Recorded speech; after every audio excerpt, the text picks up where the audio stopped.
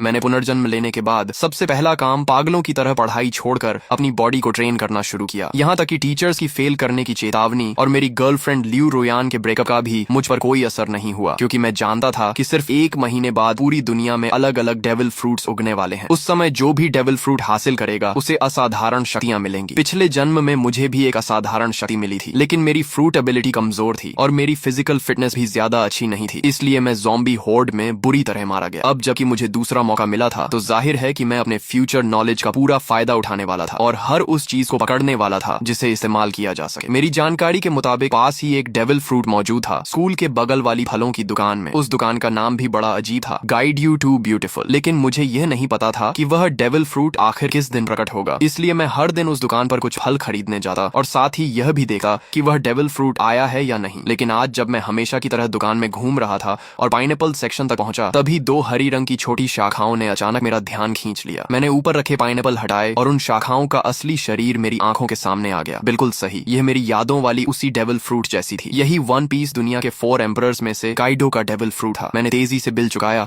और बाकी फलों से भरा एक बैग भी उठा लिया ताकि किसी को शक न हो। जैसे ही मैं दुकान से बाहर निकला, सामने एक मजबूत शरीर वाला मध्यम उम्र का आदमी दिखाई दिया, वही आदमी जो पिछले जन्म में अज्योर ड्रैगन फ्रूट का मालिक बना था। मैंने मन ही मन राहत की सांस ली। अगर मैं थोड़ी देर और कर देता तो ये फ्रूट उसी के हाथ लग जाती। हॉस्टल लौटे ही मैंने एक पल की भी देरी नहीं की और अज्योर ड्रैगन फ्रूट को उठाकर सीधे एक बड़ा काट लिया। उसका स्वाद ऐसा था जैसे किसी ने सूखे पानी के टैंक और गंदगी के गड्ढे को मिलाकर उसमें सड़ी हुई पोछे की कपड़े को घुमा दिया हो और फिर सीधे मुंह में ठूंस दिया हो। इतनी गंदी टेस्ट थी कि मैं लगभग वहीं उल्टी कर देता, लेकिन मैंने खुद को रोका और किसी तरह उस गूदे को निगल लिया। फिर मैंने दिल मजबूत करके उसका बचा हुआ छिलका, बीज और वह छोटी बैंगनी शाखा भी निगल ली। काफी देर बाद मैंने गहरी सांस ली। अब चमत्कार का बीज बोया जा चुका था, बाकी सिर्फ इंतजार करना था। इसके बाद मैंने मोबाइल निकाला और शॉर्ट वीडियोस तथा फोरम ब्राउजिंग शुरू कर दी। कई प्लेटफॉर्म देखने के बाद मैंने एक आईडी सर्च की और पहला वीडियो खोला। भाइयों, देख रहे हो, ये थंडर फ्रूट है। कमेंट सेक्शन में बोली लगाओ, जो ज्यादा कीमत देगा उसे मिलेगा। ये देखकर मेरा दिल तेज धड़कने लगा। हालांकि अज्योर ड्रैगन फ्रूट मैं पहले ही खा चुका था और दूसरा डेविल फ्रूट नहीं खा सकता था, लेकिन जब अपोकलिप्स आएगा और सभी लोग इसकी असली कीमत जान जाएंगे, तब करोड़ों रुपए देकर भी एक फ्रूट नहीं मिलेगी। ये सबसे महत्वपूर्ण ट्रेडिंग रिसोर्स थी और अगर ट्रेडिंग में इस्तेमाल न भी करूं तो मैं इसे अपने माता पिता या अपनी बहन को खिला सकता था। वैसे भी दूसरी फ्रूट खाने की संभावना पूरी तरह खत्म नहीं हुई थी, बस उसके लिए ताकत और किस्मत दोनों चाहिए थी। मैंने कमेंट सेक्शन में कुछ नहीं लिखा, बल्कि सीधे उस पीले बालों वाले लड़के वांग तियानची को प्राइवेट मैसेज भेजा। भाई, ये फ्रूट बहुत बढ़िया बनाई है, बिल्कुल असली जैसी लग रही है, मैं इसे खरीदना चाहता हूँ। कमेंट सेक्शन वाले लोग सिर्फ मजाक कर रहे हैं, जो कीमत चाहिए सीधे बताओ, अगर सही लगी तो तुरंत खरीद लूंगा। उसने जवाब दिया, भाई ये सचमुच डेविल फ्रूट है, इसकी कीमत 15 लाख है। मैंने कहा, अगर ये सच में डेविल फ्रूट है तो तुम खुद क्यों नहीं खा लेते? अगर बेचने का इरादा है तो सामान्य कीमत बताओ, नहीं तो मैं तुम्हें ब्लॉक कर दूंगा। वह बोला, ठीक है 1 लाख। मैंने कहा 1000 फाइनल प्राइस। तुम्हारे जैसे कलेक्टिबल मॉडल की यही असली कीमत है। वह थोड़ा निराश हुआ, सोचा था ज्यादा पैसे ठग लूंगा, लेकिन 1000 भी ठीक है, कुछ दिन मौज हो जाएगी। मैंने कहा, ठीक है, पैसे दूंगा और सामान ले लूंगा। फिर मैंने पूछा, तुम कोई दुकान वाले नहीं हो? अगर मैं पैसे दे दूं और तुम सामान न भेजो तो पता दो, मैं आमने सामने डील करूंगा। उसने हंसकर कहा, सामने ही सही, क्या कर लोगे? उसने पता भेज दिया। फ्रूट मिलने के बाद मैं पूरी रफ्तार से निकल पड़ा और 2.5 घंटे में उसके बताए हुए छोटे शहर के स्टेशन पहुंच गया। मैंने पूछा, तुम वही हो जो डेविल फ्रूट बेच रहे थे? पेमेंट QR कोड दो, पहले फ्रूट देखूंगा फिर पैसे दूंगा। वह बोला, पहले पैसे फिर सामान, क्या तुम्हें लगता है मैं भाग जाऊंगा? मैंने कहा, यह तुम्हारा इलाका है। उसने सोचा और माना कि बात सही है, इस इलाके में उसकी थोड़ी बहुत पहचान थी। अगर मैं पैसे न देता तो वह एक फोन करता और उसके दोस्त मिनटों में पहुंच जाते। जब उसने बैग मेरी तरफ बढ़ाया तो मेरे हाथ तक कांप रहे थे। मैंने फ्रूट निकाली और मेरा दिल जोर जोर से धड़कने लगा। कोई गलती नहीं थी, ये असली डेविल फ्रूट थी। मैंने बिना समय गंवाए तुरंत 1000 रुपए ट्रांसफर कर दिए, फ्रूट को संभाला और वापस निकल पड़ा। अगर इस बेकार जगह से ट्रेन चलती होती तो मैं उसी समय घर लौट जाता। वापसी के रास्ते में मैं मोबाइल पर शॉर्ट वीडियोस देख रहा था कि अचानक एक वीडियो ने मेरा ध्यान खींच लिया। हाल ही में कई लोग अचानक बेहोश हो रहे हैं और काफी लोगों के शरीर पर अजीब अजीब धब्बे दिखाई देने लगे हैं। एक्सपर्ट्स का कहना था कि यह संभवतः किसी नए प्रकार का फ्लू हो सकता है और सभी से मास्क पहनने तथा सावधानी बरतने की अपील की जा रही थी। ये खबर देखते ही मेरा दिल जोर से धड़क उठा। बेहोशी, शरीर पर धब्बे, क्या यह वही संकेत नहीं थे जो पिछले जन्म में अपोकलिप्स शुरू होने से पहले दिखाई दिए थे? मैंने बिना एक पल गंवाए हॉस्टल की ओर दौड़ लगा दी। पहले से तैयार रखा हुआ अपना सामान उठाया और बाहर निकलने ही वाला था कि पीछे से अचानक एक दर्दनाक चीख सुनाई दी। कई छात्र अचानक जमीन पर गिर पड़े और उनके शरीर पर धब्बे उभरने लगे। इसके तुरंत बाद एक रहस्यमयी दबाव पूरे क्षेत्र में फैल गया, जिससे सभी लोग हिलने तक में असमर्थ हो गए। तभी जो लोग पूरी तरह बेहोश हो चुके थे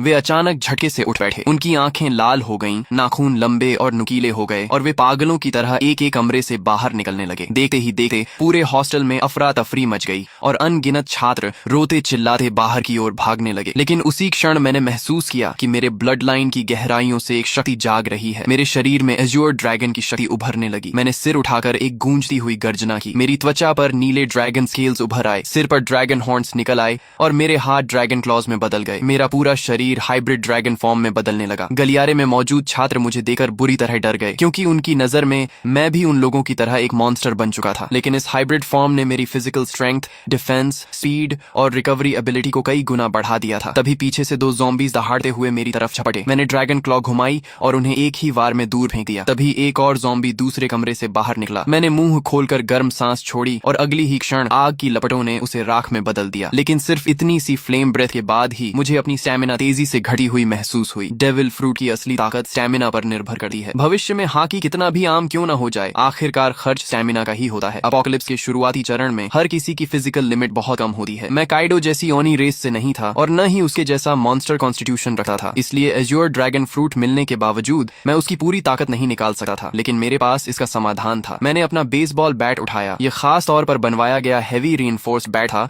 जो ज़ॉम्बी के सिर कुचलने के लिए बिल्कुल परफेक्ट था। मैंने बैट घुमाया और उस पर बिजली की लहरें दौड़ने लगी। एज्योर ड्रैगन फ्रूट हवा, आग और बिजली तीनों एलिमेंट्स को कंट्रोल कर सकता था। भले ही इसकी ताकत लोजिया फ्रूट्स जितनी न हो, लेकिन अटैक एनहांस करने के लिए यह काफी थी। मैं गलियारे में ज़ॉम्बीज का सफाया करता हुआ आगे बढ़ता गया और जल्दी ही बाकी छात्रों का ध्यान मेरी तरफ गया। लगातार ज़ॉम्बीज को खत्म करने की वजह से उन्हें भागने और सांस लेने का मौका मिल रहा था। बिजली से घिरा मेरा बेसबॉल बैट सचमुच थंडर बागवा जैसा लग रहा था। लगभग हर ज़ॉम्बी मेरे सामने एक ही वार में खत्म हो रहा था। लेकिन मैं इस कत्लेआम के रोमांच में नहीं डूबा। लड़ते हुए मैं तेजी से नीचे की ओर बढ़ता रहा। मेरा पहला लक्ष्य था किसी भी कीमत पर घर पहुंचना, ताकि इस जन्म में मेरे माता पिता और मेरी छोटी बहन को फिर कभी अपमान और अत्याचार न सहना पड़े। दूसरा लक्ष्य था जितनी जल्दी हो सके 100 ज़ॉम्बीज मारना, क्योंकि जो व्यक्ति अकेले 100 ज़ॉम्बीज खत्म करता उसके लिए डिवाइन स्पेस खुल जाती थी। वहां से मैं 3 कलर हॉकी की ट्रेनिंग मेथड प्राप्त कर सकता था और अपनी ताकत तेजी से बढ़ा सकता था। एज्योर ड्रैगन उड़ सकता था, लेकिन मेरी मौजूदा स्टैमिना इतनी नहीं थी कि मैं उड़कर घर पहुंच सकूं। इसलिए मैं लोहे के बैट को घुमाते हुए एज्योर ड्रैगन वॉर गॉड की तरह आगे बढ़ता गया। मेरे पीछे बड़ी संख्या में छात्र जमा हो गए, जो मेरे पीछे पीछे निकलना चाहते थे। लेकिन उन्हें नहीं पता था कि अपोकलिप्स में कहीं भी सेफ प्लेस नहीं होती। कई बार हॉस्टल का दरवाजा बंद करके अंदर छिपे रहना ज्यादा समय तक जिंदा रख सकता था। जब मैं हॉस्टल से बाहर निकला तो नीचे का दृश्य देखकर मेरी आंखें सिकुड़ गईं। यह स्कूल कभी एक मास ग्रेवयार्ड हुआ करता था। कैंपस में यह अफवाह मशहूर थी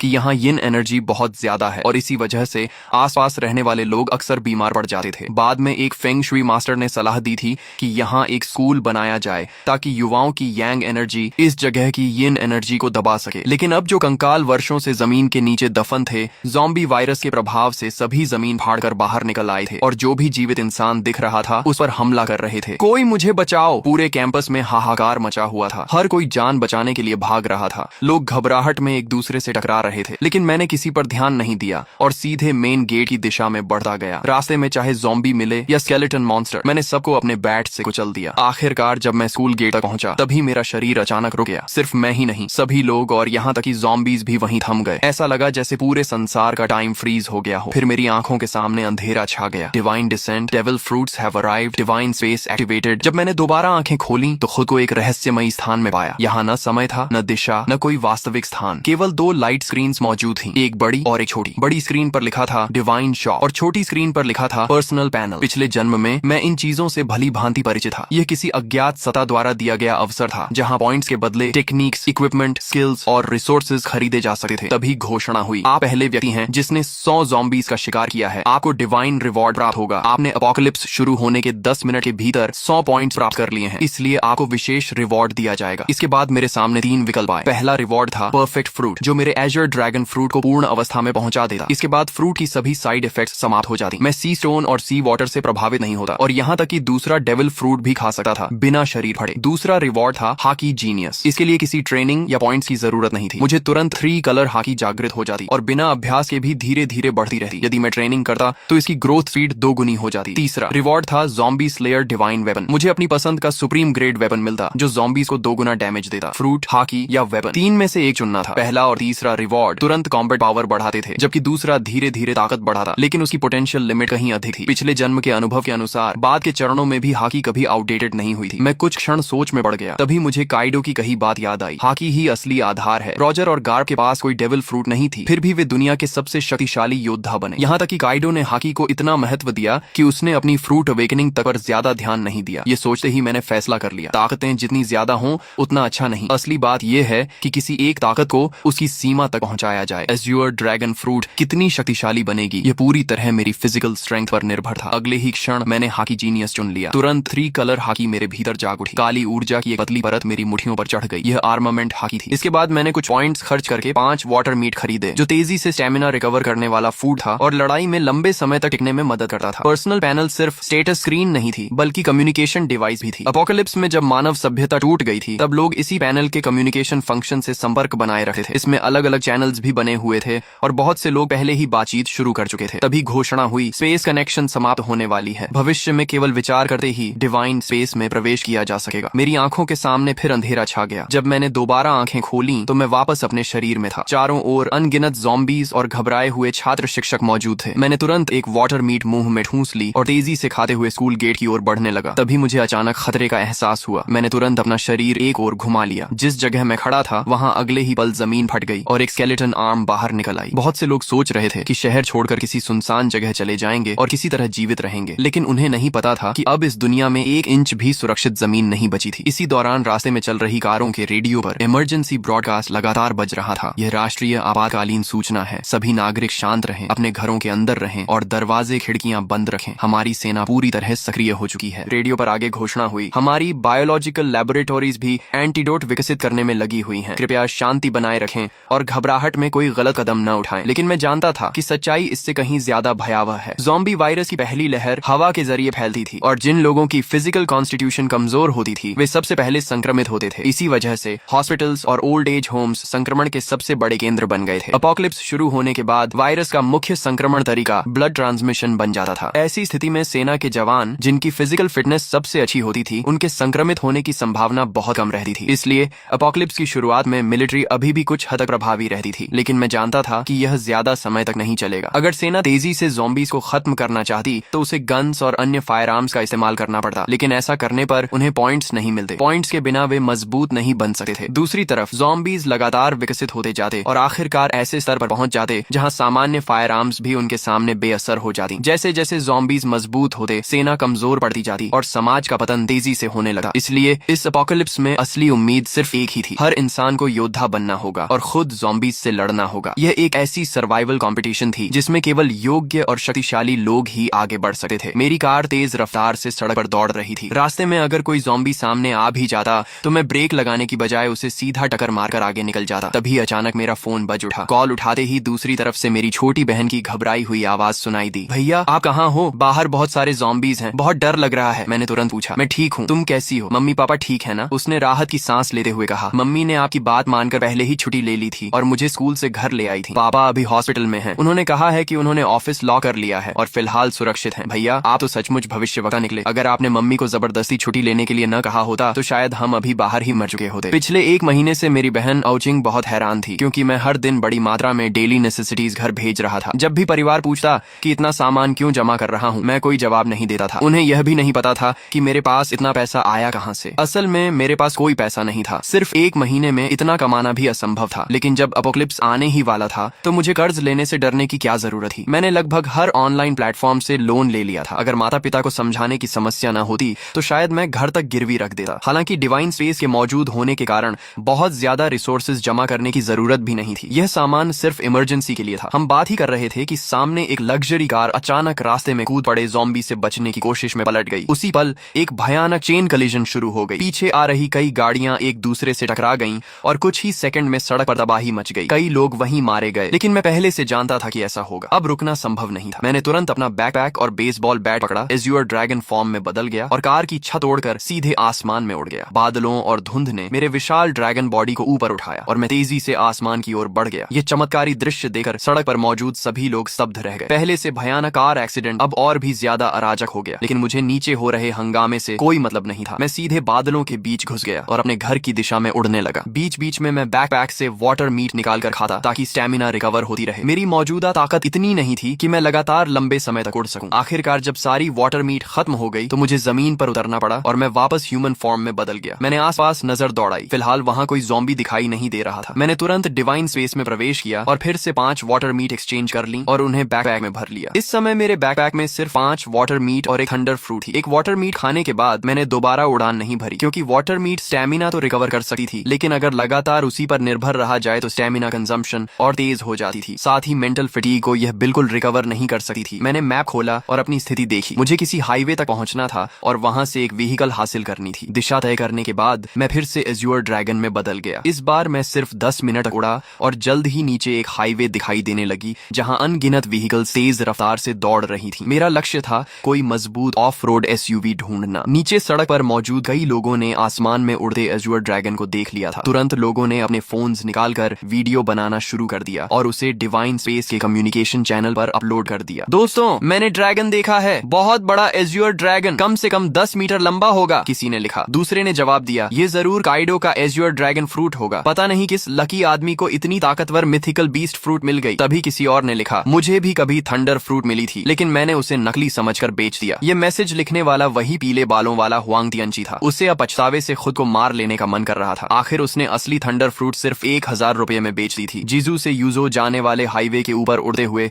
मैं आखिरकार एक बेहद मजबूत दिखने वाली ऑफ रोड एसयूवी पर नजर टिकाने ही वाला था। मैं नीचे उतरकर राइड लेने की तैयारी कर रहा था कि तभी मेरी नजर सड़क किनारे खड़े एक विशाल पेड़ पर पड़ी। वहां किसी चीज की हल्की लेकिन रहस्यमयी चमक टिमटिमा रही थी। मैंने पहले ही अनुमान लगाया था कि दुनिया में प्रकट होने वाले अधिकांश डेविल फ्रूट जोन टाइप के होंगे। हालांकि मिथिकल बीस्ट फ्रूट्स भी उतने दुर्लभ नहीं थे जितना लोग सोचते थे। आखिर दुनिया की हर संस्कृति और हर सभ्यता में अनगिनत मिथिकल क्रीचर्स, डिवाइन बीस्ट्स और डीमोनिक मॉन्स्टर्स मौजूद थे। उन सभी के आधार पर नई मिथिकल बीस्ट फ्रूट्स जन्म लेने वाली थी। लेकिन भले ही मिथिकल फ्रूट्स की संख्या बढ़ जाए, फिर भी वे सबसे शक्तिशाली फ्रूट्स में गिनी जाती थी। मैंने अपने ड्रैगन क्लॉ से उस चमकती हुई फ्रूट को तोड़ा और उसे पीछे लटके बड़े बैकपैक में रख लिया। जब मेरे पॉइंट्स 1000 तक पहुंच जाएंगे, तब डिवाइन स्पेस में एक नया फंक्शन अनलॉक होगा, डेविल फ्रूट आइडेंटिफिकेशन। उसकी मदद से मैं किसी भी फ्रूट की एबिलिटी पहले से जान सकता था और किसी बेकार फ्रूट को खाने से बच सकता था। हालांकि यह सुविधा बहुत महंगी थी। हर आइडेंटिफिकेशन के लिए पूरे 1000 पॉइंट्स खर्च करने पड़ते थे। मैं दोबारा उस ऑफ रोड एसयूवी का पीछा करने ही वाला था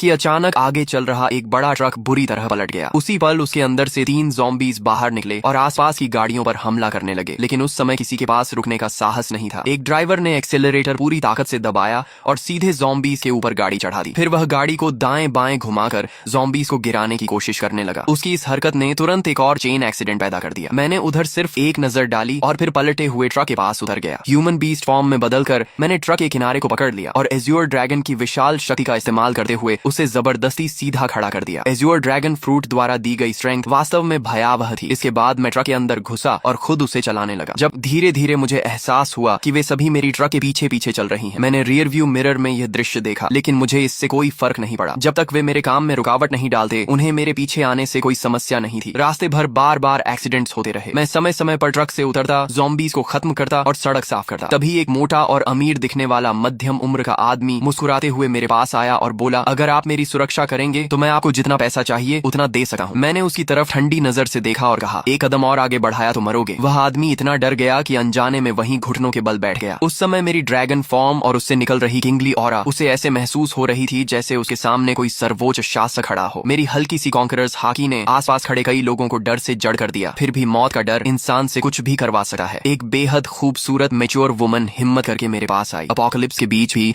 उसने खुद को बेहद आकर्षक तरीके से सजाया हुआ था। उसने मुस्कुराते हुए कहा, हैंडसम, क्या आप मुझे अपने साथ ले जा सकते हैं? आप मेरे साथ जो चाहें कर सकते हैं। मैंने बिना भाव बदले सिर्फ एक शब्द कहा, दफा हो जाओ। मैं अभी अपनी ड्रैगन एबिलिटी हटाकर ट्रक में चढ़ने ही वाला था कि तभी एक लंबा चौड़ा ताकतवर आदमी तेजी से मेरी तरफ आया। उसने देखा कि मैं रुकने वाला नहीं हूँ तो जल्दी जल्दी बोला, सर, मैंने भी बहुत सारी अपोकलिप्स नॉवेल्स पढ़ी हैं। आप इतने शक्तिशाली हैं, लेकिन क्या आपको बेस बिल्ड करने के लिए लोगों की जरूरत नहीं पड़ेगी? मेरा नाम लिन कुई है। मेरे पास कोई खास टैलेंट नहीं है, लेकिन ताकत बहुत है। मैं एक कॉम्बैट कोच हूँ और निश्चित रूप से आपके काम आ सकता हूँ। मैं रुक गया और उसकी तरफ देखने लगा। ठोड़ी पर हाथ रखकर कुछ देर सोचता रहा। उसकी बात गलत नहीं थी। सिविलाइजेशन और सोशल ऑर्डर जल्द ही पूरी तरह खत्म होने वाले थे। अगर मुझे अपोकलिप्स में लंबे समय तक जीवित रहना था तो मुझे अपना खुद का सेफ बेस बनाना पड़ेगा। ज़ॉम्बीज की ग्रोथ स्पीड बहुत तेज थी। अकेले मेरे लिए हर समय अपने परिवार की रक्षा करना मुश्किल था। जब लिन कुई ने देखा कि मैं सोच रहा हूँ तो उसके चेहरे पर खुशी छा गई। उसने बिना देर किए अपना सामान, अपनी कार और बाकी सब कुछ वहीं छोड़ दिया। उसे डर था कि अगर उसने एक पल भी देरी की तो मैं उसे छोड़कर चला जाऊंगा। वह इतना सावधान था कि फ्रंट सीट पर बैठने की हिम्मत भी नहीं कर सका। अपनी फिजिकल फिटनेस का इस्तेमाल करते हुए सीधे ट्रक के पीछे वाले कार्गो एरिया में चढ़ गया। लिन कुई की सफलता देखकर बाकी लोगों को भी उम्मीद नजर आने लगी। उन्हें लगा कि मैं पूरी तरह निर्दयी नहीं हूँ। तभी वह अमीर मध्यम उम्र का आदमी फिर कुछ कहने ही वाला था कि मैंने उसे बीच में रोक दिया। अगर मैं लोगों को भर्ती भी करूंगा तो किसी को सिर्फ उसके शब्दों पर नहीं चुनूंगा। शुरुआती चरण में एक आदमी ही काफी है और उसकी लॉयल्टी भी अभी साबित नहीं हुई है। उसे समय के साथ परखा जाएगा। तभी वह खूबसूरत महिला फिर आगे आई और दृढ़ आवाज में बोली, कृपया मुझे एक मौका दीजिए। मेरी क्षमता और मेरी जान दोनों आपके लक्ष्य पूरे करने के लिए समर्पित रहेंगी। उसकी आंखों में झलकता दृढ़ निश्चय देकर मुझे एहसास हुआ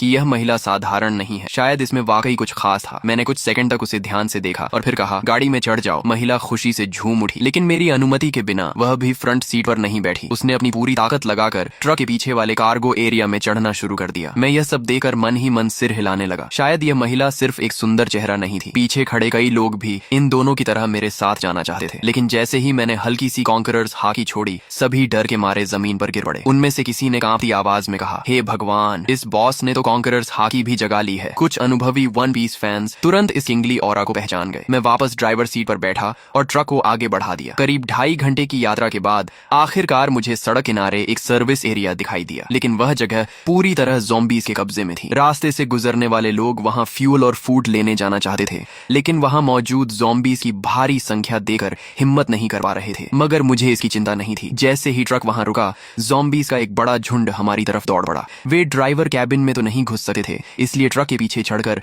लिन कुई और उस महिला पर हमला करने की कोशिश करने लगे। दोनों डरकर कार्गो एरिया के अंदर दुबक गए और सिर तक बाहर निकालने की हिम्मत नहीं कर पाए। मैं ट्रक से उतरा, ह्यूमन बीस्ट फॉर्म में बदला और बेसबॉल बैट घुमाते हुए कुछ ही सेकंड में ट्रक पर चढ़ रहे कई ज़ॉम्बीज़ के सिर कुचल दिए। तभी मुझे एहसास हुआ कि पीछे पीछे आ रहा पूरा व्हीकल कॉन्वॉय भी इस सर्विस एरिया तक पहुंच चुका था। वे लोग चाहते थे कि मैं ज़ॉम्बीज़ को खत्म कर दूं ताकि वे आराम से फ्यूल और सप्लाईज ले सकें। लेकिन जैसे ही उनकी गाड़ियां वहां पहुंची, अगले ही पल ज़ॉम्बीज़ का विशाल झुंड उन गाड़ियों की ओर टूट पड़ा और मजबूर होकर वह पूरा व्हीकल कॉन्वॉय सर्विस एरिया छोड़कर आगे निकल गया। उधर मैं एक एक वार में ज़ॉम्बीज़ को खत्म करता गया और कुछ ही देर में पूरे सर्विस एरिया को साफ कर दिया। सिर्फ एक ज़ॉम्बी मैंने लिनकुई के लिए छोड़ी ताकि वह प्रैक्टिस कर सके। आखिर वह एक कॉम्बैट कोच था, इसलिए उसकी स्ट्रेंथ, स्पीड और कॉम्बैट रिफ्लेक्सेस वाकई अच्छे थे। जब तक मैं फ्यूल भरकर लौटा, तब तक उसने भी उस ज़ॉम्बी को सफलतापूर्वक मार गिराया था। सप्लाईज इकट्ठा करने के बाद मैंने आखिरकार उस छिपाव पहने खूबसूरत महिला का नाम पूछा। हालांकि वह दिखने में पतली दुबली थी और पहली नजर में ज्यादा उपयोगी नहीं लगती थी, लेकिन जब से वह मेरी ट्रक पर चढ़ी थी, उसने खुद को काफी अच्छा साबित किया था। ज़ॉम्बीज़ के ट्रक पर चढ़ने के दौरान भी उसने चीख पुकार नहीं मचाई थी। इससे मेरे मन में उसके लिए सम्मान थोड़ा और बढ़ गया। जैसे ही मैंने उसका नाम पूछा, उसने तुरंत जवाब दिया, मेरा नाम लियू मेंग कियन है। मैंने कहा, अब से फ्रंट सीट पर बैठो, ट्रक के कार्गो एरिया में चढ़ने की जरूरत नहीं है। ये सुनते ही उसने सिर झुकाकर कहा, जी मास्टर। उसके मुंह से निकला यह संबोधन मुझे फिर से चौंका गया। उसने मेरा नाम तक नहीं पूछा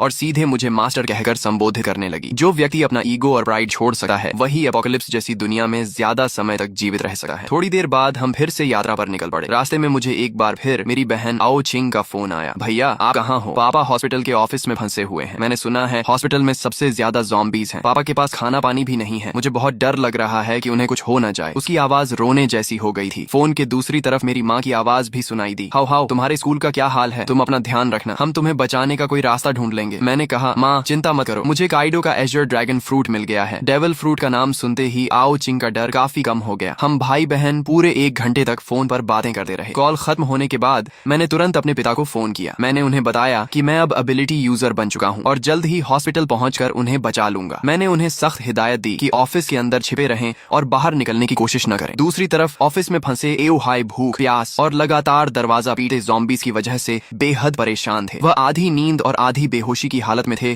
कि तभी मेरा फोन आया। मेरा नाम देखते ही उनमें जान आ गई। जब मैंने उन्हें वीडियो कॉल की और उन्होंने मुझे ड्रैगन ह्यूमन फॉर्म में ज़ॉम्बीज़ का सफाया करते देखा, तब जाकर उनके दिल को सुकून मिला। उन्होंने मुझे अपने ऑफिस का रास्ता बताया। मैं तेजी से हॉस्पिटल के कोने में बने ऑफिस तक पहुंच गया। वहां 12 ज़ॉम्बीज़ लगातार दरवाजा तोड़ने की कोशिश कर रहे थे। दरवाजे में कई बड़े छेद भी हो चुके थे। अगर अंदर से टेबल्स और चेयर्स लगाकर उसे ब्लॉक न किया गया होता तो ज़ॉम्बीज़ कब के अंदर घुसकर पापा को टुकड़े टुकड़े कर चुके होते। मैंने बेसबॉल बैट घुमाई और कुछ ही सेकंड में उन सभी ज़ॉम्बीज़ के सिर तोड़ डाले। फिर एक जोरदार किक मारकर ऑफिस का दरवाजा खोल दिया। अंदर मौजूद पापा की हालत जरूर खराब थी, लेकिन वे पूरी तरह सुरक्षित थे। मेरे लिए यही सबसे बड़ी खुशखबरी थी। एओ हाई वाटर मीट खाते हुए बोले, तो ये वही डेविल फ्रूट एबिलिटी है जिसके बारे में तुम और आओ चिंग बात कर रहे थे। ऑफिस में फंसे रहने के दौरान उन्होंने डिवाइन स्पेस के कम्युनिकेशन चैनल्स में बहुत सारे वीडियोस और डिस्कशंस देख लिए थे, इसलिए उन्हें वन पीस और डेविल फ्रूट्स के बारे में कुछ जानकारी हो गई थी। मैं हंस पड़ा और एक और अंदर घुसे ज़ॉम्बी का सिर बैट से कुचलते हुए बोला, कैसा लगा आपका बेटा? कूल है ना? आओ हाई मुस्कुराकर बोले, बहुत कूल है बदमाश। अपोकलिप्स शुरू होने के बाद उन्होंने अपनी आंखों से अनगिनत लोगों को ज़ॉम्बीज़ के हाथों मरते देखा था। ऐसे में उनका पूरा परिवार अभी तक सुरक्षित था। यही उनके लिए सबसे बड़ी खुशी थी। हॉस्पिटल से बाहर निकलते समय मैंने देखा कि कई बिल्डिंग्स के दरवाजों और खिड़कियों के पीछे लोग छिपे हुए बाहर झांक रहे थे। जब उन्होंने एओ हाई को एक ड्रैगन मैन के साथ जाते देखा और यह भी देखा कि वह ड्रैगन मैन कितनी आसानी से ज़ॉम्बीज़ को मार रहा है, तो कई लोग मदद के लिए चिल्लाने लगे, ओल्ड हाई हमें भी बचा लो। आओ हाई के चेहरे पर दया की झलक दिखाई दी। उन्होंने कहा, हाओ इन्हें भी बचा लो, ये सब मेरे कॉलीग्स हैं, बहुत बेचारे हैं। मैंने ठंडे स्वर में जवाब दिया, बचाकर क्या करूंगा? क्या मैं इन्हें एक एक करके इनके घर भी छोड़ूंगा? और अगर घर पहुंच भी गए तो क्या वे निश्चित रूप से जिंदा रह पाएंगे? मैंने उनकी पुकारों को अनसुना किया और पापा को लेकर आगे बढ़ गया। रास्ते में हम उस कमरे के पास पहुंचे जहां लिन कुई और लियू मेंकियान छिपे हुए थे। मैंने दरवाजे पर हमला कर रहे ज़ॉम्बीज़ को खत्म किया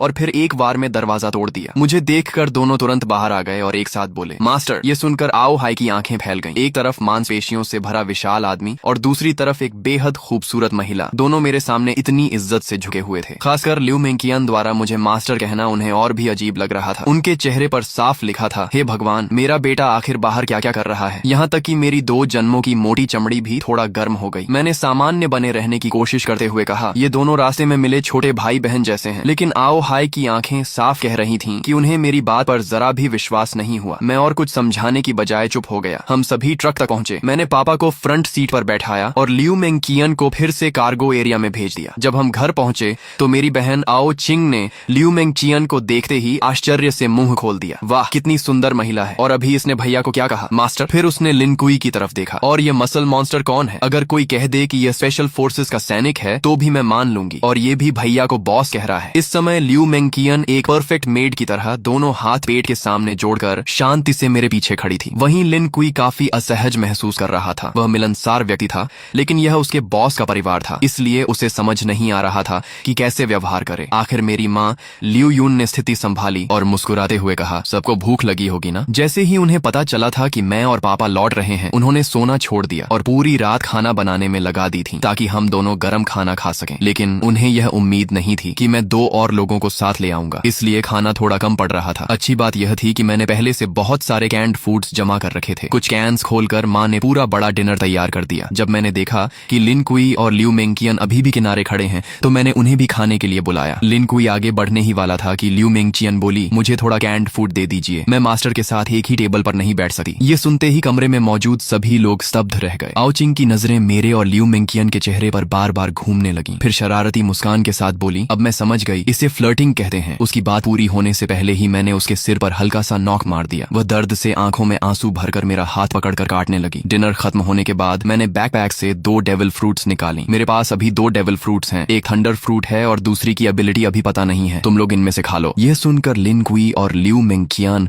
दोनों चौंक गए। उन्हें उम्मीद नहीं थी कि मेरे पास इतनी दुर्लभ चीजें भी मौजूद हैं। उनकी आंखों में चाहत साफ दिखाई दे रही थी। आओ चिंग उत्साह से दोनों फ्रूट्स को उठाकर देखने लगी। फिर उसने उन्हें माता पिता को दिखाया, लेकिन आओ हाई ने फ्रूट देकर वापस मुझे लौटा दी। आओ चिंग को दे दो, हमारी उम्र हो चुकी है, हम खाएंगे तो बर्बाद हो जाएंगी। माँ भी सहमत हो गई। हाँ, तुम्हारे जैसा बेटा हमारी रक्षा कर रहा है, हमारे लिए वही काफी है। इतनी कीमती चीज तुम्हारे पास रहेगी तो ज्यादा काम आएगी। मैंने समझाने की कोशिश की, मेरे पास पहले से एज्योर ड्रैगन फ्रूट है, मेरी ग्रोथ बहुत तेज होगी। लेकिन अगर आप लोग भी डेविल फ्रूट्स खा लेंगे तो ज़ॉम्बीज मारकर जल्दी पॉइंट्स कमा सकेंगे और हॉकी ट्रेनिंग भी अनलॉक कर पाएंगे। अपोकलिप्स में असली कैपिटल यही है। लेकिन काफी देर समझाने के बाद भी माता पिता नहीं माने। आखिर मैंने हार कर आओ चिंग की तरफ देखा। ठीक है, तुम चुन लो। आओ चिंग तो कब से इसी पल का इंतजार कर रही थी। उसने दोनों फ्रूट्स हाथ में लेकर बार बार देखा, लेकिन काफी सोचने के बाद उसने थंडर फ्रूट मुझे वापस दे दी। मैं हैरान रह गया, क्या तुम थंडर फ्रूट नहीं लोगी? लोजिया एलिमेंटलाइजेशन शुरुआती चरण में लगभग इनविंसिबल होती है, और दूसरी फ्रूट की एबिलिटी क्या है यह भी नहीं पता। आओ चिंग मुस्कुराकर बोली, डिवाइन स्पेस में डीमन रिमूवल पोशन मिलती है, उससे डेविल फ्रूट की साइड इफेक्ट्स हट सकती हैं और इंसान दूसरी फ्रूट भी खा सकता है। भैया आप इतने मजबूत हो कि वह पोशन जरूर हासिल कर लोगे। थंडर फ्रूट आपके लिए ज्यादा उपयुक्त है, मैं दूसरी फ्रूट खा लूंगी। मैंने कुछ देर सोचा और कहा, ठीक है, लेकिन पहले इसकी आइडेंटिफिकेशन कर लेते हैं। अगर एबिलिटी अच्छी हुई तो तुम खा लेना। डेविल फ्रूट आइडेंटिफिकेशन 1000 पॉइंट्स के बाद अनलॉक होती थी। आओ चिंग को यह बात पता नहीं थी क्योंकि उसके पास अभी कोई पॉइंट्स नहीं थी। लेकिन मैं स्कूल से लेकर हॉस्पिटल तक ज़ॉम्बीज का इतना सफाया कर चुका था कि मेरे पॉइंट्स 1000 से भी ज्यादा हो चुके थे। तभी आओ चिंग ने जल्दी से सिर हिलाया, नहीं, 1000 पॉइंट्स बहुत ज्यादा हैं। इतना कहकर उसने मेरे जवाब का इंतजार तक नहीं किया। उसने तुरंत उस सुनहरी मकई जैसी दिखने वाली डेविल फ्रूट उठाई और एक बड़ा टुकड़ा काटकर निगल लिया। ये देखकर मैं घबरा गया। मुझे बिल्कुल उम्मीद नहीं थी कि वह सीधे फ्रूट खा लेगी। अगर यह कोई कमजोर एबिलिटी निकली तो बाद में पछताने का भी मौका नहीं मिलेगा। लेकिन अब बहुत देर हो चुकी थी। आओ चिंग फ्रूट का गूदा निगल चुकी थी। मैं केवल मन ही मन प्रार्थना कर सकता था कि उसे कोई शक्तिशाली एबिलिटी मिले।